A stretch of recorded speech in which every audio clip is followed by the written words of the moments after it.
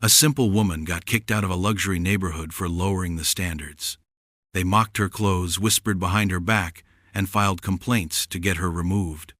But what they didn't know was that she wasn't alone, and her son owned the biggest house on the street. Eleanor never wanted much. She was the kind of woman who found joy in fresh-baked bread, handwritten letters, and the smell of jasmine tea. After her husband passed away, leaving her with a modest inheritance and a silence in the house that felt like it would never leave, she decided to begin again, not in extravagance, not in pity, but in peace. She chose a small rental home tucked between towering mansions in the upscale neighborhood of Belridge Heights. The cottage was one of the last remnants of the old town, before wealth paved over it with modern glass and steel. Its shutters were wooden, a little chipped. The garden grew a bit wild but full of color, marigolds, lavender, and roses. To Eleanor, it was perfect. But to the neighbors, it was an eyesore. On her first day, she wore a cardigan with patches on the elbows and carried grocery bags in both hands, nodding kindly to a couple across the street. They didn't nod back. Instead, they whispered behind their manicured hands. Her car, an old blue sedan with a dented fender, parked between two Teslas, became the first target of silent judgment. The neighborhood's unspoken rules didn't take well to outsiders, especially ones who didn't look like they belonged. The HOA president, Victoria Langford, was the type of woman who always wore heels, inside and out. Her lipstick was sharp, her tongue sharper. She hosted wine parties Eleanor was never invited to, organized garden competitions Eleanor never qualified for, and ran the HOA like a private empire. It didn't take long for Victoria to notice Eleanor. And she did not approve. Her curtains don't match the exterior color palette, Victoria muttered to her committee one morning. And did you see her planting sunflowers? This isn't a farm. Eleanor, for her part, remained gentle. She waved at children playing on scooters. She left handmade cookies on a neighbor's doorstep after their dog passed away. She offered to water another woman's roses while she was on vacation, but her kindness was not returned. In fact, it made things worse. The more humble she was, the more they picked at her. One morning, Eleanor found a passive-aggressive letter in her mailbox. It addressed her lawn's lack of aesthetic conformity and unapproved vegetation. She was given a list of plants to remove and a deadline to replace her mailbox, which was charming but inconsistent with the neighborhood's image. She chuckled softly, thinking it was all a misunderstanding. She wrote a kind letter back. Days later, she found her trash can tipped over, contents scattered on her flower beds. She picked up each piece with trembling hands. A week after that, someone sprayed paint across her garage door, 2 words in red: not fit. The cameras didn't catch anyone. Or perhaps no one bothered to check. The HOA claimed there wasn't much they could do. Security has its limits, they told her with tight smiles. Eleanor began to feel like a ghost walking among polished statues. Conversation stopped when she approached. Eyes slid past her like she didn't exist. One woman told her bluntly, "This place just isn't for everyone, dear." But Eleanor wasn't looking for luxury.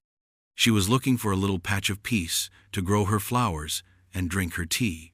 That hope began to wither. She tried to make amends, even offered to repaint the shutters herself, despite her arthritis. She joined a community cleanup and was conveniently forgotten in the group photo. Victoria continued her quiet campaign, now backed by whispers of bringing down property value and unbalanced aesthetics. The final blow came through a certified letter. The HOA had found a legal clause in the neighborhood's updated covenant. Her cottage, being technically a historic structure, and now deemed non-compliant, was subject to removal or remodeling. Since the landlord didn't wish to fund either, the lease would be terminated at the end of the month. Eleanor stared at the letter for a long time. She didn't fight it, didn't argue. She just stood in her tiny kitchen, hands wrapped around a cooling mug of tea, and blinked away the sting in her eyes. When she began packing, no one came to help, not even out of curiosity.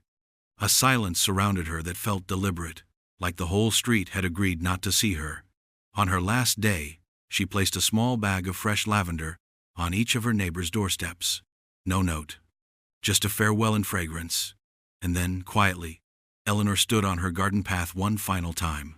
She looked at her flowers, bent gently to touch the petals of a rose, and whispered, Thank you. She didn't cry, not until she reached the end of the street and turned back. One tear fell, and then another. She wiped them away with her sleeve, took out her phone, and made a single call. "Hi, sweetheart, it's time," she said, her voice calm but resolute. There was a long pause on the other end, followed by a deep, controlled breath. "I'll take care of it," the voice replied. Eleanor hung up, stepped into the taxi, and disappeared around the corner. Belridge Heights didn't know it yet, but everything was about to change. It started with the sound of engines, not the usual hum of SUVs or the quiet glide of electric cars that typically pass through Belridge Heights, but a deep, synchronized roar, like thunder with polish. Heads turned. Curtains were pulled back. Victoria Langford nearly dropped her wine glass as a convoy of sleek black vehicles, 3 Bentleys, 2 Maybachs, and a matte black Rolls-Royce, snaked through the gates and wound their way up to the mansion at the very top of the hill. The house had always been a mystery. Though legally part of the neighborhood, it sat behind high hedges and an iron gate, perched on a hill with a sweeping view of the valley below. Some said it belonged to an old oil heir. Others speculated a foreign prince, but no one had ever seen the owner. Until today. The Rolls-Royce door opened with a soft click, and out stepped a man in his 30s. Tall, sharply dressed in a tailored gray suit and crisp white shirt. His features were striking, confident jawline, neatly kept stubble, eyes like steel.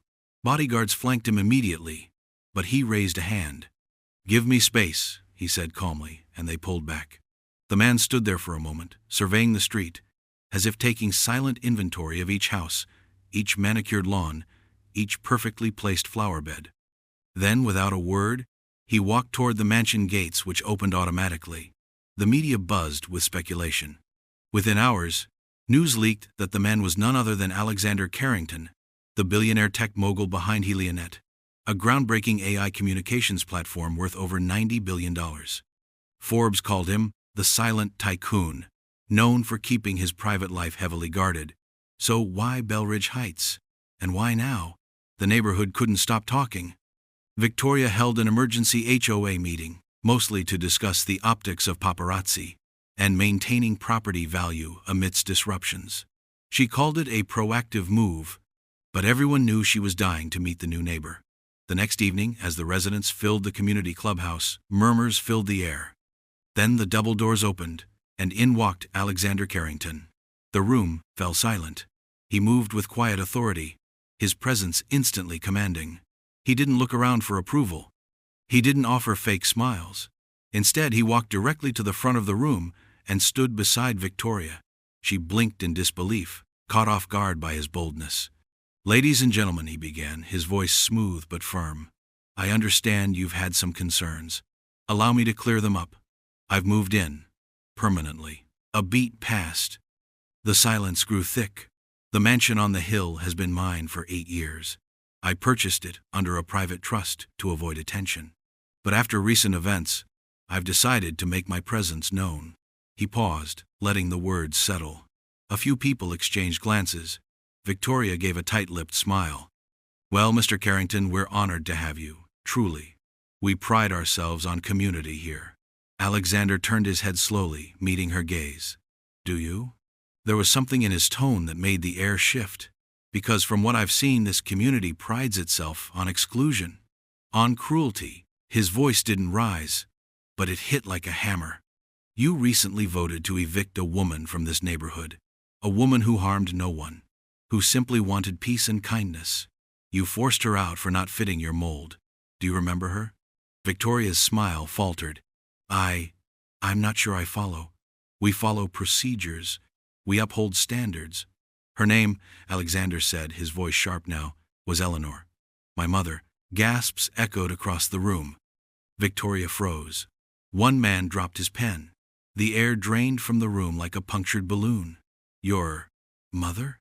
someone whispered. Alexander nodded slowly. "The woman you deemed unworthy. The one you shamed, ignored, and targeted. That was the woman who raised me.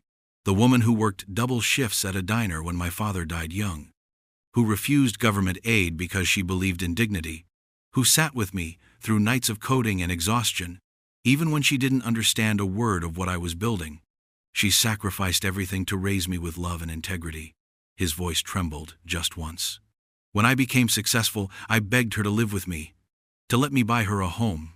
She refused, said she wanted to live simply, quietly. So I honored that. I let her choose. And she chose this neighborhood because she liked the roses on the corner and the view of the hills. I warned her it might not be welcoming. She smiled and said, "I've been through worse." He looked directly at Victoria. "But I never imagined you'd break her spirit." Victoria tried to speak, but no words came. Her lips quivered. "You didn't just evict a tenant," Alexander continued. "You humiliated the woman who gave this world someone you now beg to impress, and you did it with smugness and small minds." He turned to the rest of the room. "There were some among you who tried to be kind, who left her flowers, who smiled. You will not be forgotten." His gaze hardened again. "But for the rest, understand this. I'm here now, and I see everything." The silence was suffocating. Some looked away. Others lowered their heads. Alexander stepped back. "That's all," he said quietly. "You may continue your meeting." And with that, he walked out, leaving a room full of stunned, pale faces. Outside, under the soft glow of dusk, he paused and looked up at the hill. His mother's former cottage sat empty now, quiet, but something in him stirred. Memory, grief, purpose. He pulled out his phone and made a call. "Yes," he said. "Start the process. Every detail. I want the board records, lease agreements, and resident histories. And begin buying properties, quietly." He paused. "Let's clean this place up permanently." And as the first stars pierced the sky, Belridge Heights began to realize that the quiet woman they had cast out was far from powerless. She had simply chosen to live humbly, and now her son would make sure they remembered her name. The transformation of Belridge Heights began not with noise, but with silence, a quiet, calculated unraveling of power. Within days of the HOA meeting where Alexander Carrington revealed his identity, change took root, unseen at first, like cracks beneath marble floors. The residents noticed the first shift when the HOA's website went down.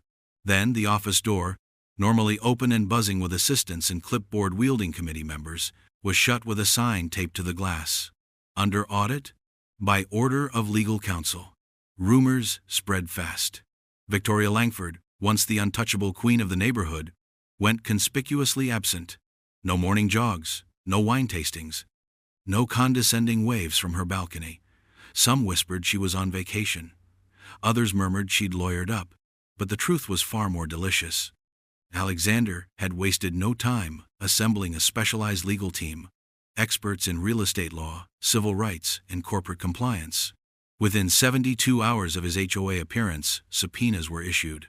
The board's records, long guarded under the veil of private community matters, were now being combed through line by line. What emerged was a pattern: targeted enforcement of HOA regulations against certain residents, mainly elderly, lower-income renters, or people of color, while wealthier homeowners received leniency.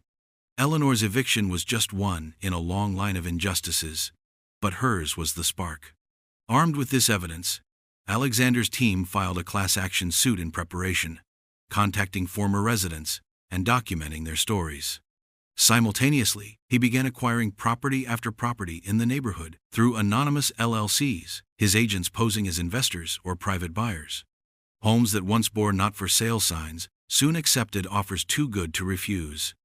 Within a month, Alexander owned over a dozen homes in Belridge Heights, including Victoria's next-door neighbor, whose walls shared a garden fence. The whispers turned to fear. HOA board members began resigning quietly, citing personal matters or unexpected relocations. A new interim board was appointed, composed of local professionals handpicked by Alexander's legal team. Their first order of business, issuing a public apology to Eleanor Carrington. Meanwhile, Victoria, desperate to regain control, tried to rally support among her inner circle, but her grip was slipping. One of her former allies leaked documents to Alexander's attorneys, bank statements, emails, and internal memos that proved she had been siphoning HOA funds into a private account for years. Payments disguised as consulting fees, bribes to contractors, inflated invoices, decades of fraud wrapped in polished smiles, and garden club luncheons. The scandal broke in the local press under the headline, "Queen of Belridge Falls." Victoria was removed from her position, indicted for financial misconduct, and placed under investigation by the State Housing Commission. Her estate, one of the largest in the neighborhood, was quietly listed for sale days later. But Alexander didn't stop there. He wasn't interested in petty revenge.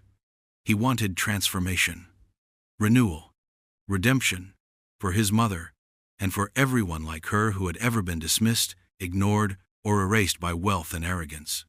The mansion at the top of the hill underwent renovations, not to add gold trim or marble fountains, but to include a large community space, complete with a library, garden terrace, and event hall. When word got out that he was planning a neighborhood charity gala, speculation ran wild. Invitations were hand-delivered, each bearing the same message: "You are cordially invited to the Belridge Heights Spring Gala, hosted in honor of Eleanor Carrington." The day of the event arrived with perfect weather, blue skies, soft wind, and the scent of roses blooming in early spring. The street was lined with valet cars, photographers, and reporters. Residents, dressed in their finest, arrived nervously, unsure of what to expect. But nothing prepared them for the moment Eleanor stepped out of a silver car, wearing an elegant navy blue gown with pearl earrings and her hair swept into a soft bun. She looked regal, but not proud. Kind, but not naive. Her son, standing beside her in a classic tuxedo, offered her his arm, and together they walked the long path to the mansion. People parted like the sea, eyes wide with awe and, in some, shame. Eleanor smiled at each face, never smug, only warm. The few neighbors who had treated her with decency, the single mother who once complimented her garden, the retired teacher who'd left cookies at her door, were greeted with hugs and grateful words. Inside the mansion, guests were treated to a beautiful evening. Live music played. A slideshow of community projects funded by Alexander was displayed, and food from Eleanor's favorite diner, the same one she once waitressed at, was served proudly on silver trays. The highlight of the evening came when Alexander took the stage. His speech was short but poignant. "This isn't just about a neighborhood," he said. "It's about remembering who we are when no one is watching. My mother taught me that wealth means nothing if it isn't used to lift others. Tonight is about her, about second chances, and about building something better." Applause followed, sincere and thunderous. Then, in a moment that cemented itself in Belridge legend, Alexander escorted Eleanor to the front steps of the mansion and handed her a key. "For you," he said simply. "This is your home now." Eleanor hesitated, tears gathering in her eyes. "I never wanted this," she whispered. "I know," he said, smiling, "but you deserve it." That night, Eleanor stood on the balcony, looking out over the neighborhood that once cast her out. She waved to the crowd below, her hand gentle and graceful. The lights of the gala sparkled behind her, but her heart remained grounded. She never wanted revenge, but justice? That she accepted, with quiet dignity. From then on, the mansion was known as Carrington House, and Eleanor became a quiet figure of hope and humility in the neighborhood. Children came to her garden for cookies, adults came to her for advice. And every spring, on the same night, the gala was held in her name, not to forget the past, but to remember how far they had come. And for the first time in a long time, Belridge Heights bloomed. Have you ever been judged too quickly? Share your story in the comments. And don't forget to like and subscribe for more powerful moments like this one.